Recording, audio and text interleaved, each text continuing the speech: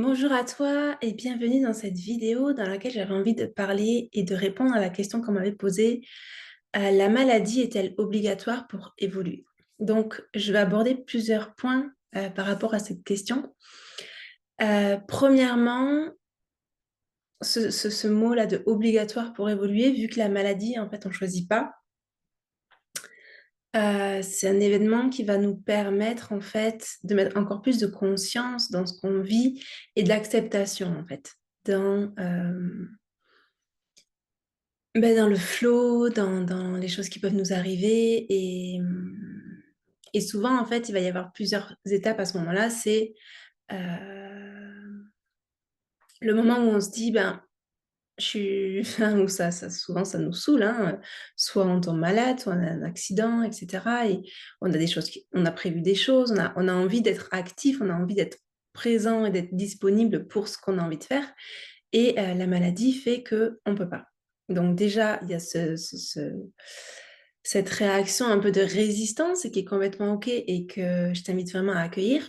Et ensuite, il y a plein de choses derrière cette question.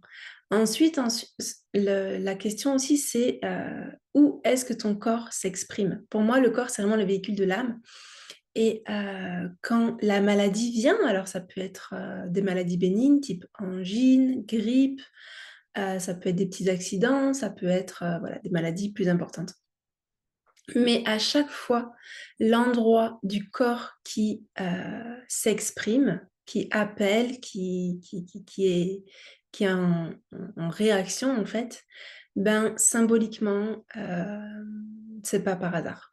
Ok, il y a un super bouquin que sûrement tu connais de Michel Odoul qui s'appelle Dis-moi où tu as mal, je te dirai pourquoi. Je mettrai le lien en dessous, la référence en dessous de la vidéo. Et c'est hyper beau parce qu'en fait, ça peut te permettre parfois, voilà, simplement d'aller mettre de la conscience dans ce qui bloque. Voilà, parce que par rapport à cette question, la maladie est-elle obligatoire pour évoluer? Il y a un deuxième point que je voulais aborder, c'était que oui, parfois c'est nécessaire, en fait, notre corps physique, il a besoin de s'aligner avec ce qu'on traverse, avec nos transformations émotionnelles, mentales et spirituelles. Quand tu as des prises de conscience, quand tu libères des choses, que ce soit avec ton psychothérapeute, que ce soit avec des coachings, que ce soit voilà, avec des séances de breathwork, par exemple, parce que moi, j'adore et je pratique ces séances et j'en propose. Il y a plein de choses qui se passent, hein, et donc les différents plans qu'on a autour de nous, forcément, il y a un moment donné où il y a besoin de se réaligner. Donc ça peut être aussi pour ça. Donc toujours pareil, moi j'affectionne énormément la pleine conscience et l'invitation c'est ça, c'est se laisser traverser. Se laisser pleinement traverser, accepter que les choses elles sont telles qu'elles sont, qu'on doit décaler notre planning, qu'on doit annuler des choses le jour où on est malade. Mais je t'invite vraiment à te laisser cet espace pour laisser nettoyer ton corps, hein. Quand on est malade, on mange plus, on peut vomir, on peut avoir la diarrhée, on peut avoir tous ces liquides du corps en fait qui ressortent et qui nettoient. En fait, si ton corps il ressort des choses, hein, que ce soit dans les toux, dans tout ce qui est possible au niveau des émonctoires, la transpiration, la fièvre, je t'invite vraiment à te laisser traverser. Donc, bien évidemment, on parle de 2, 3 jours d'affection bénigne, hein, si on part dans des choses plus graves, la médication va être importante aussi, de prendre soin de soi. Mais vraiment, voilà, dans les premiers jours où tu es malade, je t'invite à mettre de la conscience là-dedans et de vraiment tout lâcher pour laisser ton corps vivre ce qu'il a à vivre et l'accompagner là-dedans, en fait, le soutenir aussi là-dedans. Donc,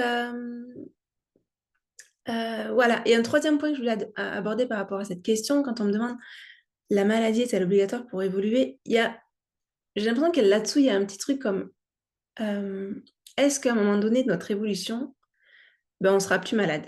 Tu vois, moi, au moment aussi, quand j'ai commencé l'ostéopathie, quand j'ai commencé à comprendre tout ce qui se passait au niveau énergétique, quand je commençais à me libérer de choses, euh, c'était il y a plus de 10 ans, donc j'en étais vraiment, j'étais vraiment pas au stade où j'en suis maintenant.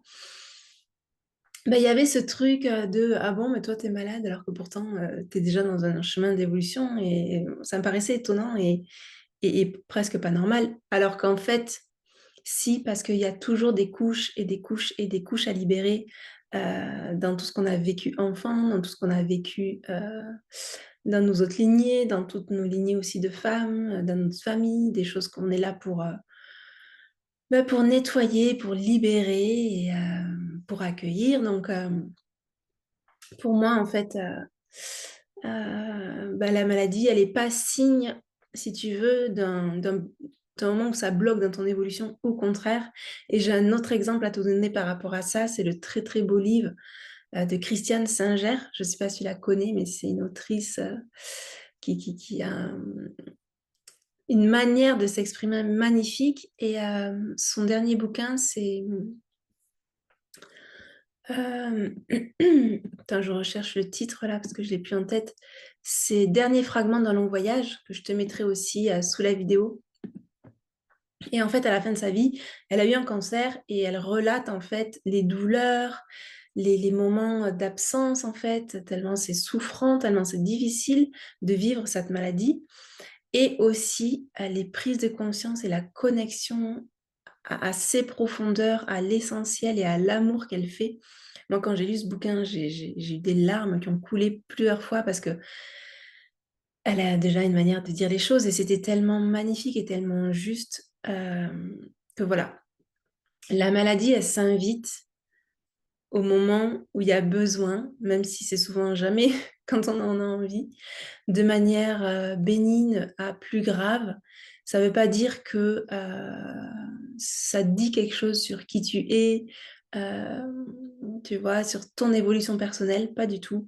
C'est juste, c'est une invitation de la vie en fait à traverser des épreuves. Je crois que la vie, c'est vraiment ça, hein.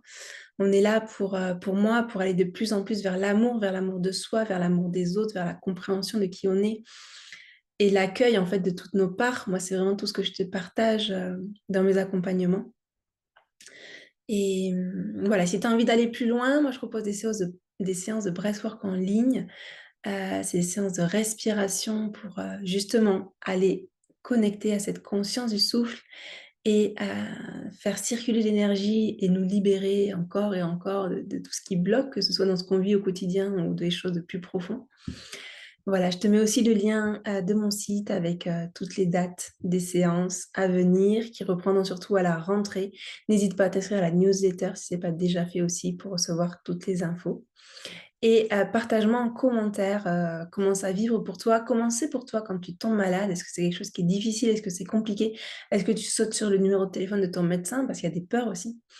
Voilà, je t'invite vraiment à partager ça pour que rien que toi, dans tout ce que tu vas écrire, t'y mettes un peu plus de conscience aussi. À très bientôt.